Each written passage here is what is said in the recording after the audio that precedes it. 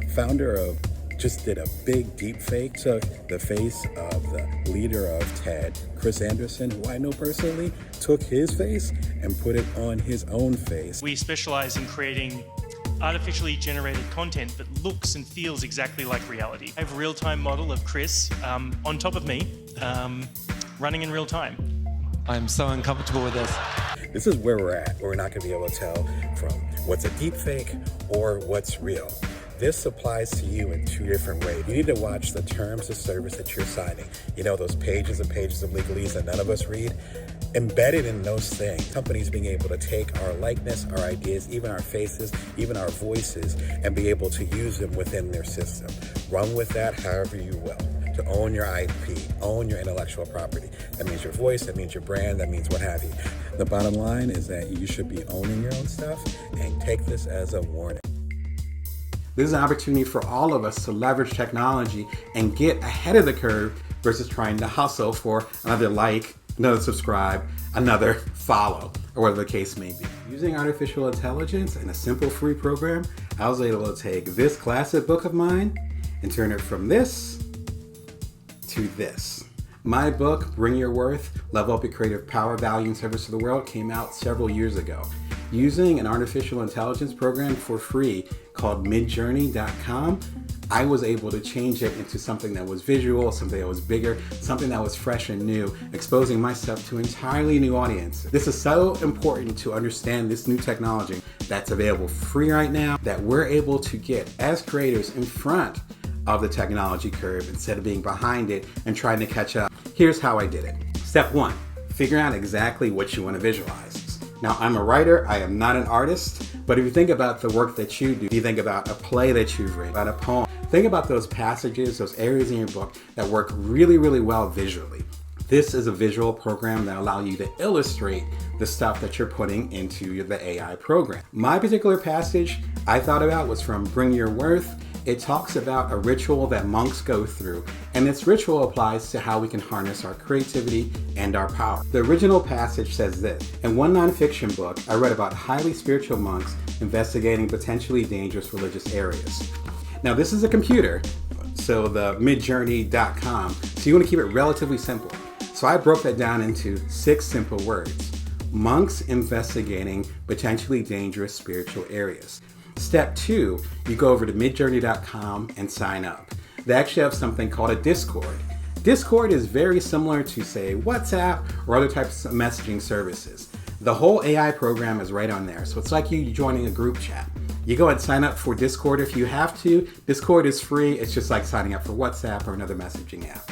Once you get in there, you can join one of the group chats that's named Newbie. Newbie means someone that's new to it. In other words, you or I. So someone that doesn't know what they're doing about it yet. Once you get into one of the newbie parts, that's one of the group chats that's where it gets exciting. You'll see everyone else putting in their particular words and getting these beautiful images. For you to get started, this is number 3. You want to do /imagine. Type in /imagine and then type in that particular passage. Monks investigating potentially dangerous spiritual areas. You type that in, or whatever your passage is in, and then you wait. In my case, it was like 2 or 3 minutes. And you'll see all the other cool images that people are creating while you're waiting. And then suddenly, it spits it out. And it'll spit out 4 distinct images based on your phrase. It is fantastic. Once you get these images, you can upscale them, which is another way of saying making them more high resolution, or you can actually have the computer start over again, go back to the drawing board based on your phrase by hitting the little refresh button. That's it. You go ahead and you save them on your computer, make sure you follow the terms and conditions, and then use the images how you like.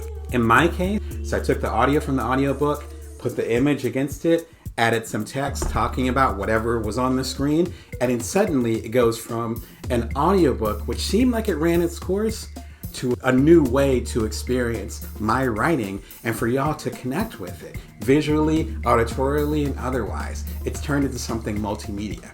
This is so important for a few different reasons. First of all, if we get involved with this, it can give us inspiration. If we've got writer's block, if we're not sure where to go with our play or our book or our poem or whatever, even if you're working on a startup or some type of big idea, those images that are being created through the AI, they can get you to the next level. Number two, it gives people like myself, I couldn't draw myself out of a paper bag. It gives us the leverage to create cool stuff and have images to accompany our stuff.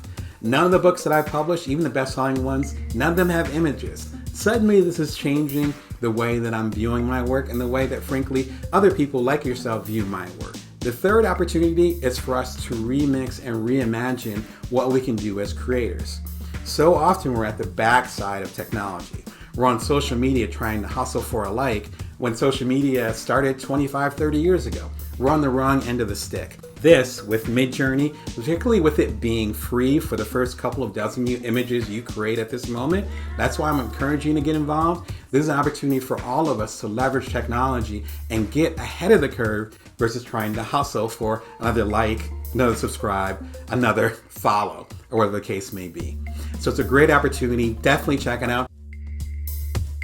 I read about highly spiritual monks investigating potentially dangerous religious areas. It may have been a temple thought cursed by a dark entity, or a church that needed to be blessed by a grounded, focused force like themselves. The monks, however possible, never go it alone though. Instead, one brave monk leads the group into the dangerous area. The other members begin tying a rope tightly around the waist of the leader and then, ever so carefully, clenching their hands around the lagging rope, embracing themselves as the leader opened the door. They remain outside as the brave monk goes inside. The theory is this: if things get out of hand, then the group pulls the lead monk back to safety. He had an out, and the monk felt more free to explore, as he knew he could be pulled out of a jam. He relaxed. From my reading, this is why certain monk sects to this day still wear frayed ropes around their cloth. It's not just practical to keep their loincloth intact, but a subtle reminder that they are always protected by the group. They are never lost. They are alone, but never abandoned. Understanding your creative power, value, and service is your consistent source. Your monk's rope, your allies on this journey. It is the Ouroboros, the mythical snake eating its own tail. It is nourished forever.